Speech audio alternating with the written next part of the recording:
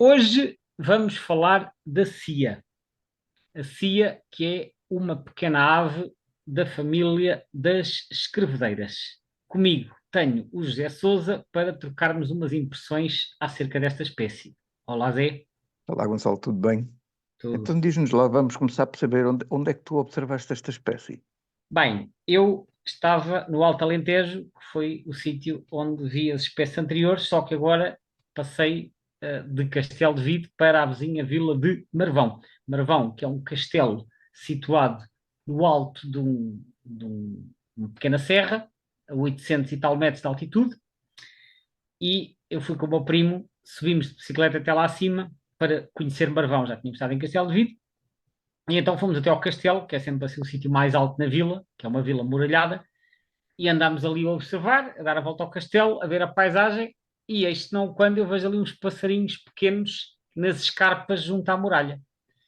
E aí comecei a observá-los com mais atenção e como levava o guia comigo, naturalmente eh, concluí que se tratavam de cias, que é uma espécie que não é especialmente difícil de identificar atendendo ao padrão de riscas na cabeça, e que eu me apercebi ao longo das visitas que fui efetuando nos anos seguintes, que é uma presença regular no Castelo de Marvão. Portanto, esta foi a história da primeira observação, então, da nossa embariza cia. Esta espécie, quando eu olho aqui para o site do Birds of the World e vejo aqui o mapa da distribuição, fiquei com uma curiosidade tremenda de perguntar o que é que tu tens a dizer sobre este assunto. É que eu olho para aqui e vejo uma distribuição extremamente fragmentada. Sim, a distribuição é bastante fragmentada porque esta espécie tem umas preferências de habitat que estão parcialmente, não é totalmente, mas parcialmente associadas a zonas acidentadas e montanhosas.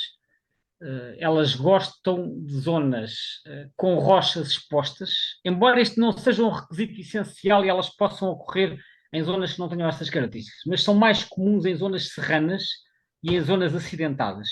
Daí que a distribuição delas, quando nós olhamos para o mapa, nós vemos que na Europa, por exemplo, elas ocorrem na Península Ibérica, mas de forma descontínua, então ausentes das planícies, depois ocorrem nos Pirineus, ocorrem nos Alpes, ocorrem nos Apeninos e noutras cadeias montanhosas da Itália, ocorrem nos Balcãs, nos Cárpatos e depois em parte da Turquia e no Cáucaso. E depois ainda em vários locais da Ásia, a distribuição delas vai até aos Himalaias e até ao Nepal. Portanto, a descontinuidade na distribuição tem a ver exatamente com estas preferências de habitat. Portanto, grosso modo, de uma forma muito resumida, podemos dizer que são razoavelmente comuns onde há cadeias montanhosas e estão geralmente ausentes em zonas de planície.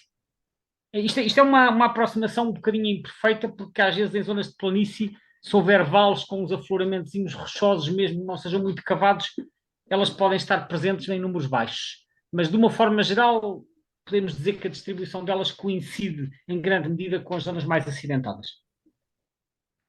Como é que é, digamos, em termos taxonómicos, este nome Emberiza-cia, tens alguma informação sobre a origem deste nome? Sim, bom, Embrisa é um nome original do Linneu, que foi dado a várias espécies de escrevedeiras, incluindo esta, a Embrisaceae, também é um nome original do Linneu. Embora não na sua 10ª edição do Sistema Natura de 1758, mas numa atualização posterior, que é a 12ª edição em 1766. Mas ele dá este nome, o protónimo então é Embrisaceae, e esse nome mantém-se até à atualidade.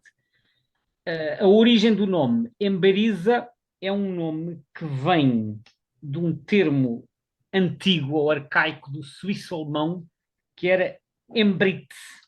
Portanto, Embritz, que aparece depois aqui latinizado como Emberiza, e que era um nome do suíço-alemão que era dado para designar uma escrevedeira. Não necessariamente esta espécie, mas uma escrevedeira em geral. E, e este nome até tem algumas variantes. Portanto, apareceu escrito como Emberica, Emberiza com Y, Emberitza com TZ, Embritza, Embriza, Emberiza com S e Emberiza. Portanto, há aqui uma série de variantes. mas todos a girar à volta do mesmo. E o nome escrevedeira, já agora, em português, e elas às vezes também se chamam letreiras. Porquê? Porque os ovos destas aves, ou pelo menos de algumas aves da família, têm uns riscos que parecem escritos, parece que alguém andou lá a escrever. Portanto, daí a origem deste nome escrevedeira em espanhol também é escribano, não é? Portanto, é como se a ave, isto é, enfim, por analogia, é como se a ave tivesse andado a escrever nos seus próprios ovos, a desenhar letras e outros Realmente são muito traços. artísticos, é verdade. Pronto, portanto, daí essa é uma das explicações que já tem sido avançada para a origem deste nome. Agora, portanto, o Embrisa vem daí. O Cia é um nome que, embora também por vezes se diga que é onomatopaico, mas na verdade ele vem do italiano. E aparentemente é um nome local dado em Itália para esta espécie. E que supostamente vem de Zirlale, desculpa, Cirlare. Cirlare, que supostamente tem a ver também com piar, não é? Aliás, o Cirlara também é adaptado depois para o Cirlo, que é o nome que depois é adaptado para a Embrisa Cirlus, que é a escrevedeira de garganta preta. Portanto, há nomes, há outras espécies também, cujo nome científico não vem do latim nem do grego, mas vem de outros idiomas, e a Emberizacia é um exemplo desse. O nome genérico vem do antigo suíço-alemão e o restritivo específico vem do italiano. Mas, portanto, estamos a falar de uma ave que, em princípio, não teve sujeita a mudanças de nome em termos da taxonomia atual, não é? Supostamente não, ou seja, o nome que é dado, o nome que é usado atualmente em Brisacia é o mesmo que foi dado pelo Linneu. Eu agora não consigo garantir que não houve mudanças, porque às Não vezes tenha ao havido, longo, pois, aí pelo às meio, não é? vezes já houve várias espécies que viram o seu nome alterado, porque E depois alguém propôs voltam. que era diferente por um motivo qualquer, e depois, passado algum tempo, reverte à forma original. Há muitos casos desses. Eu não conheço o historial desta espécie em detalhe para poder garantir aqui nunca foi alterado. Pode ter havido propostas nesse sentido. Isso seria necessário uma pesquisa mais exaustiva. Mas o que se pode dizer é que o nome atual que prevalece é o mesmo que foi dado pelo Linneu, portanto é igual ao protónimo. Aliás, até se pode referir aqui uma curiosidade, que é, sabes que os nomes científicos, embora normalmente nós só mencionemos duas palavras, que é o género e a espécie, a designação completa não são dois elementos, são quatro. Porque, além do nome Exato. genérico e do nome específico, há o terceiro elemento, que é o nome ou o apelido da pessoa que deu, que atribuiu o nome ou que propôs o nome, que neste caso foi o Linneus, e o quarto elemento é o ano em que essa descrição foi feita. Portanto, neste caso será Embrisa Cia Linneus 1766. Portanto, isto é o nome completo, mas que só se usa assim em trabalhos mais científicos. Normalmente, assim, em coisas mais correntes, usamos só os dois primeiros elementos. E depois há aqui um pormenor que muita gente desconhece, mas que eu acho que vale a pena referir. O nome do autor e do ano podem aparecer entre parênteses ou não, e o parênteses significa que o protónimo já foi alterado. Enquanto que, se o protónimo se mantém igual ao original, não se usa o parênteses. Neste caso será Embrisa Cia Linneus 1766 e não há nenhum parênteses. Mas se há uma espécie que já mudou de nome, como por exemplo o pintacilgo, acho que era do Linneu, era Fringilla carduelis, ele passou a ser carduelis carduelis, então será entre parênteses Linneus 1758. Portanto, este parênteses que aparece às vezes no nome não aparece por acaso, aparece para indicar que o protónimo foi modificado entre a descrição original e o nome que atualmente está em uso. Uma das coisas curiosas sobre esta espécie, razão pela qual eu também perguntei se teria havido alguma alteração a nível da taxonomia, é que das 80 e não sei quantas espécies que nós já tivemos aqui a debater, esta é aquela sobre a qual menos informação eu encontro durante a pesquisa. Tinhas-te dado Me- conta disso? Menos informação relativamente a que aspectos? Há muito pouca informação sobre a espécie, ou seja, não há assim grande curiosidade sobre, tirando este aspecto particular do habitat, não é? Da preferência específica por um tipo de habitat que a torna, digamos, pouco, com a tal Bem, distribuição eu mais de diria o espécies. seguinte, eu de facto também consultando alguns livros que eu costumo ver sobre, por exemplo, sobre as aves da Península Ibérica, o texto desta espécie é consideravelmente mais curto que os textos de outras aves que já por aqui passaram.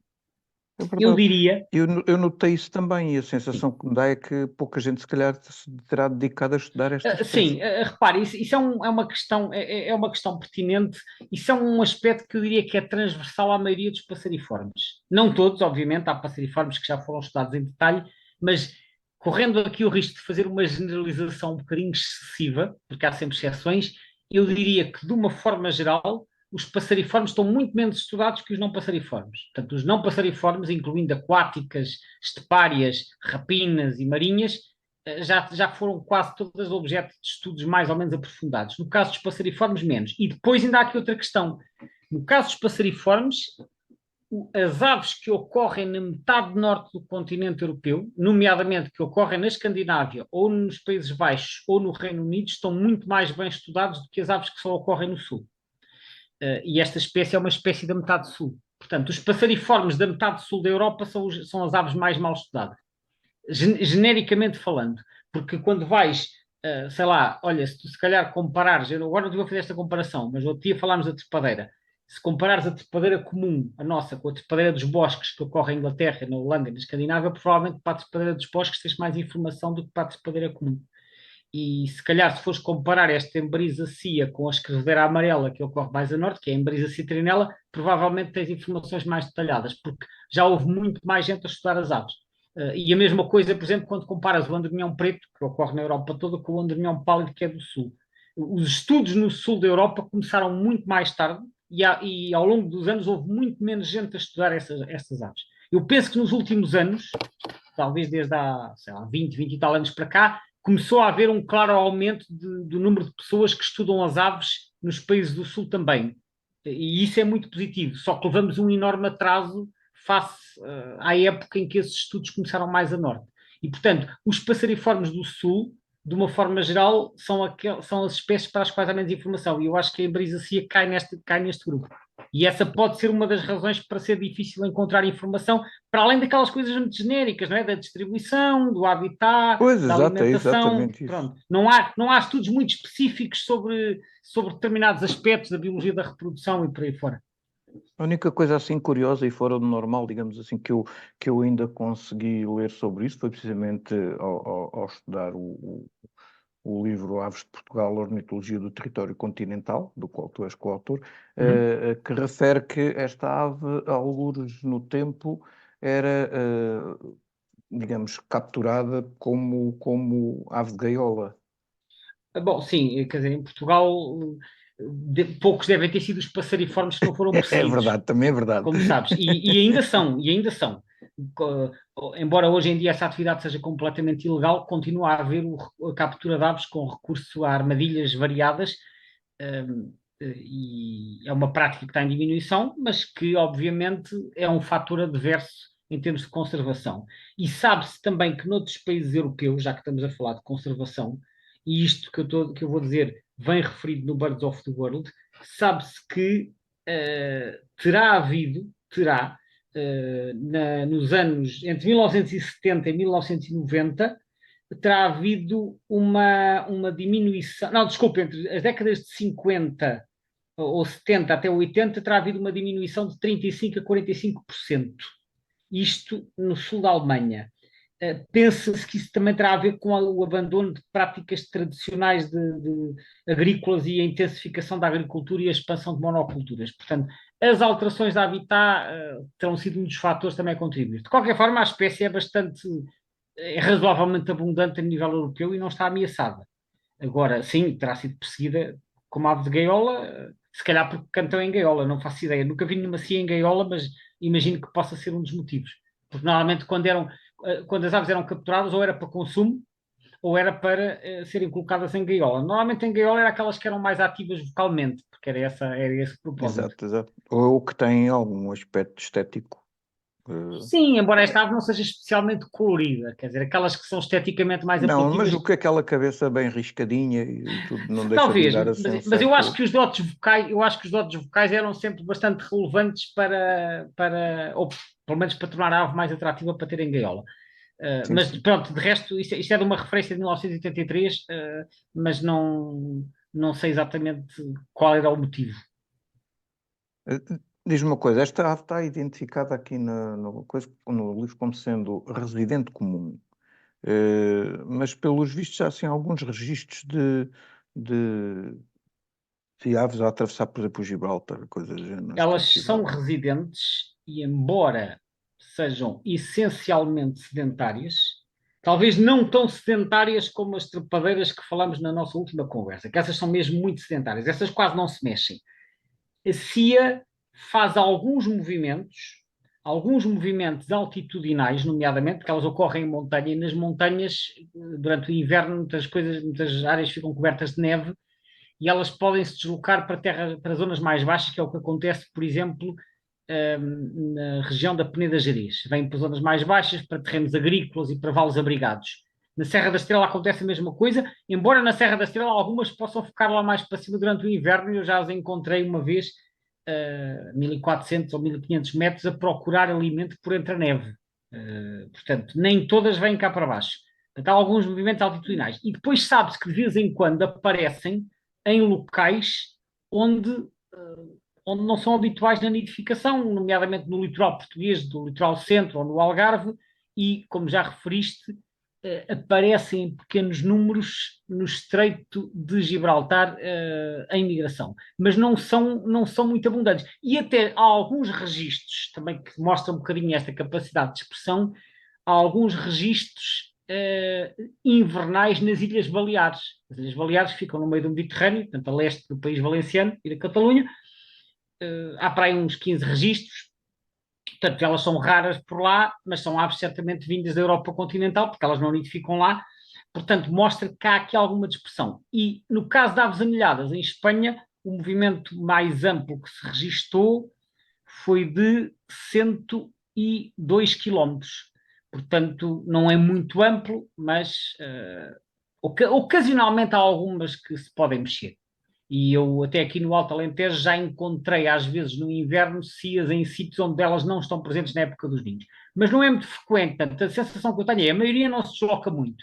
E depois há umas que dispersam para outras áreas. Portanto, podem fazer movimentos, mas não é uma ave genericamente migradora. Mas quando olhamos para o mapa de distribuição, e se pensarmos, por exemplo, em áreas mais para lá da Península Ibérica, portanto, para lá dos Pirineus e até mesmo ali pelas zonas asiáticas onde ela também anda, aí aparecem na distribuição distintas áreas de reprodução, em que elas são residentes e Sim, outras em que sim, elas, sim. Na pelos vistos, Ásia, migram. sim, na zona dos Alpes, por exemplo, há uma dispersão muito maior, porque os Alpes também têm um inverno muito mais agreste do que na Península Ibérica. E, portanto, aí dispersam claramente mais para as terras baixas. Na Ásia, as tais que ocorrem mais na zona do Nepal, que eu referi há pouco, essas aparentemente aí são mesmo migradoras. Aliás, muitas das espécies que ocorrem na Europa e na Ásia, elas, as populações asiáticas tendem a ser mais migradoras porque a Ásia, fruto da maior continentalidade, tem invernos muitíssimo mais frios e, portanto, as condições de sobrevivência são muito mais complicadas, daí que as aves tenham adotado estratégias de migração. Na Europa, os invernos também há zonas em que são frios, mas não são tão frios como na Ásia Central, portanto, tendem a ser mais residentes.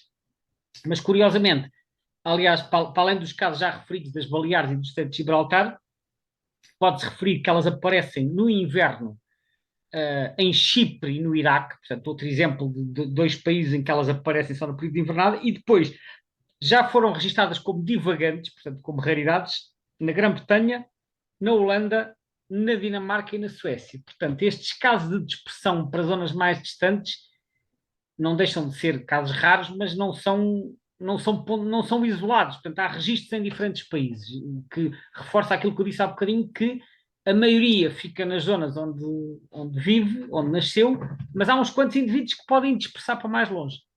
O que não torna esta espécie uma espécie migradora. Ela na Europa não é migradora, na Ásia sim. Na Europa não é migradora, mas alguns indivíduos vão até um bocadinho mais, aventuram-se para mais longe, vamos dizer assim. Aqui nos nossos arquipélagos Açores e Madeira, nada. Não, não há. Esta espécie não ocorre nas ilhas, porque talvez por estarem demasiado distantes, não sei, nunca colonizaram. Porque há algumas espécies que colonizaram os arquipélagos e depois foram por lá ficando e evoluíram para subespécies separadas, mas esta espécie não, aliás, nos nossos arquipélagos não ocorre nenhuma em brisa. Ocorre a escrevedeira das neves, não é bem em brisa, ocorre no inverno, mas destas que são do género em brisa não ocorre nenhuma espécie. São mesmo continentais. Ok, então cá em Portugal, quem quiser, continental neste caso, quem quiser observar esta espécie, qual é que é a tua recomendação? Dirigir-se onde? Bom, elas são mais comuns, as cias são mais comuns na metade norte do país e na metade norte são mais comuns no interior e no interior são mais comuns em altitude. Portanto, o local que eu recomendo em primeiro lugar, que é talvez o mais fácil, dada a maior densidade, é na Serra da Estrela.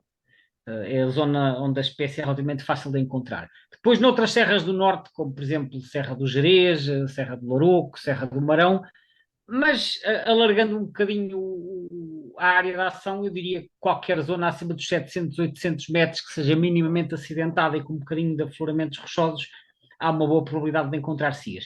A sul do Tejo é mais complicado porque elas têm uma presença muito mais descontínua, mas aparecem na Serra de São Mamede, que é no Alto Alentejo, nomeadamente em Marvão, como eu já referi há pouco, que é um sítio bom, e depois muito no sul ocorrem no Vale do Guadiana, no Baixo Guadiana, de Mértola para baixo, mais ou menos, e na Serra Algarvia. Na Serra Algarvia, desde Algesur até Castro Marinho, praticamente, que já nem é bem na Serra, já é perto da costa, mas, portanto, um pouco por todo o interior do Algarve elas estão presentes, embora em densidades mais baixas do que no norte do país.